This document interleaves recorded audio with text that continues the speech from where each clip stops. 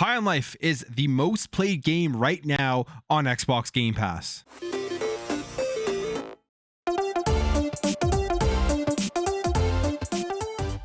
So High on Life released about a week ago, and it was one of Xbox's Game Pass's most anticipated games of this year. From the writers of Rick and Morty, we saw just the complete unique design of that game with the guns and how the guns talk to you and how they have all these different personalities, and it looked like it was going to be hilarious. Now, I've almost completed the game. I'm at the very end of it, and I can say I am absolutely loving High on Life. I think it is a phenomenal game.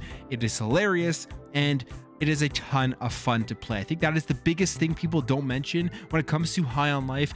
Everyone talks about the humor within the game and the graphics and just how unique it looks, but at the end of the day, games are meant to be fun. High on Life is a ton of fun. The shooting is great, the platforming is fun, the abilities are all interesting to use. The different styles of guns that you get kind of remind me of like Ratchet and Clank. So it is a ton of fun, and it is a great game to have on Xbox Game Pass. Now, the game hasn't been fully critically acclaimed. There has been a lot of bad reviews and just weird takes on this game where they're telling people to literally avoid the game itself. We go here to Metacritic, and right now on Xbox Series X, it is sitting at a 63, which in my opinion, like I said, I'm at the very end. I'm gonna probably finish the game in the next day or two, so I would say that my opinion is still valid even though I haven't finished it. I would say 63 is a far too low of a score for this game. For me, at least, as much as I've played, is at the very minimum an 8 out of 10. But when it comes to reviews, my thing with reviews are they absolutely do not matter. Like, we go down here, you see it has some 90s, 80s, 70s, and you get down here, you see like Pure Xbox gave it a 40. You have this site here that gave it a 30. I also got a 40 from The Guardian and MNE, a couple of 50s. The Jimquisition gave it a 50, and all of these reviews are literally just arbitrary numbers that are completely subjective to the person playing the game. But the issue is that a lot of people look at these things. They look at the review score, that final number. They don't even read the review. They don't even watch the review video. They literally just go and look at the review score of a video game, and that is the determining factor as to whether they play a game or not. So although we like to say these reviews don't matter and you should always just go out and play games that you're interested in, that's my big thing when it comes to playing video games. Just go and play the games that you're interested in. The biggest thing for reviews would be determining if it's a game that you want to play day one and pay full price for, or if it's a game that you want to wait for some updates, but you're going to eventually get to it. Even if it got a lower score, you might want to wait until the game goes on sale or whatever. But these types of scores are going to deter a lot of people from jumping in and playing this game.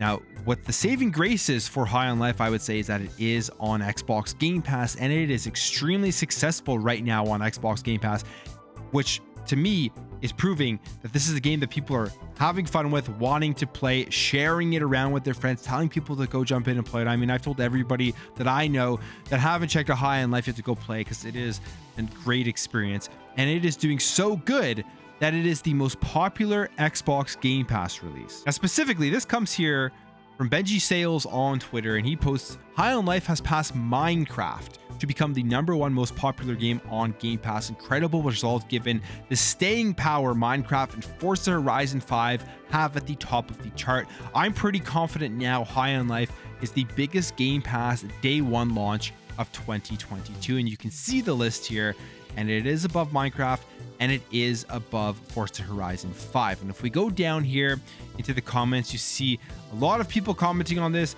surprised that this game from Squanch Games, which, I mean, Squanch Games isn't a big studio. I can't even think on the top of my head some of the other games that they have released. Go here, Trevor Saves the Universe. I've heard about that one.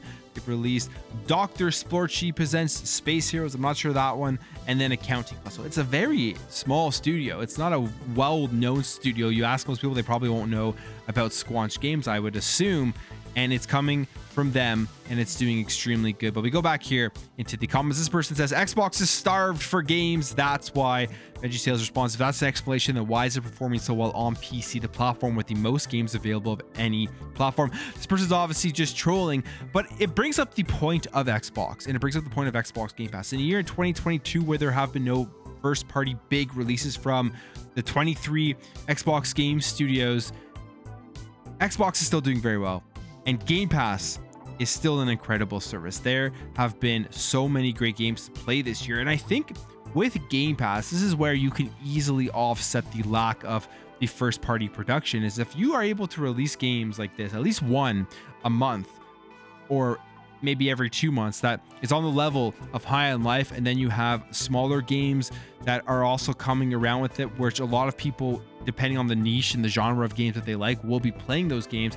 You can really fill in a lot of gaps, and I'm hoping in 2023 those gaps are going to be less and less to fill. But let's say some more games get delayed or whatever, Starfield and Redfall are the only big first party games that do come out from Xbox. There is going to be gaps from the first party studios and from the Xbox Game Studios releases where they're going to have to reach out and get awesome games like High on Life. And there are already games that have been confirmed for January that look really, really fun to play, like Monster Hunter that's going to be coming up.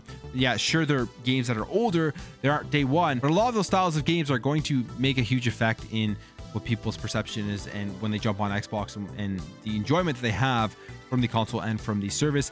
You have people here saying it's a great result, but I'd worry when there's been no exclusives and such and didn't happen. I know, for example, that my kid was desperate for something new to play on his Xbox. And I mean, I don't fully understand this comment, because if your kid is desperate for something new to play on Xbox and they haven't been going through it all the Xbox Game Pass library, or they haven't been introduced to it, because I mean, hey, there is so many new games to jump into that I'm sure kids have not played before that they could be introduced to and really have a good time. This person responds here, all the more impressive since it got practically zero marketing or advertising from Xbox. And I can't confirm that, but honestly, leading up to the release of High on Life, I saw like the countdown that was there.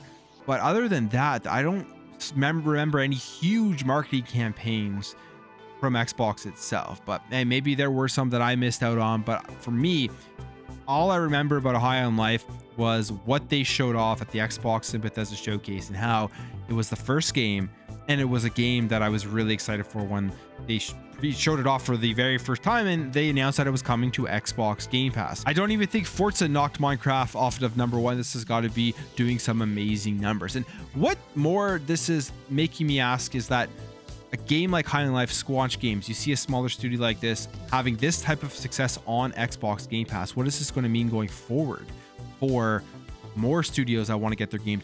I think this is going to have a huge net positive effect. I mean, there was already tons of success with third parties and putting their games into the service where people never heard of these games. They tried them out on Xbox Game Pass. You see it blow up on social media, and it does huge things for those studios and for those games. But when you can see a game like this, day one releasing into Xbox Game Pass, being number one, I'm sure a lot of third-party studios now are looking at this, and I'm guessing they're going to be considering Xbox Game Pass going forward. But all of this to say, I'm happy for the success of High on Life. I'm absolutely loving the game.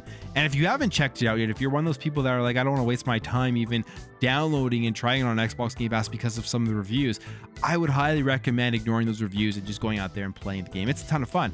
The gameplay, like I said, is a huge factor that makes this game good. It's not just about the humor, and it's not just about the graphics. But that's it for me, guys. Let me know your thoughts on this. If you are enjoying High on Life, let me know in the comments below.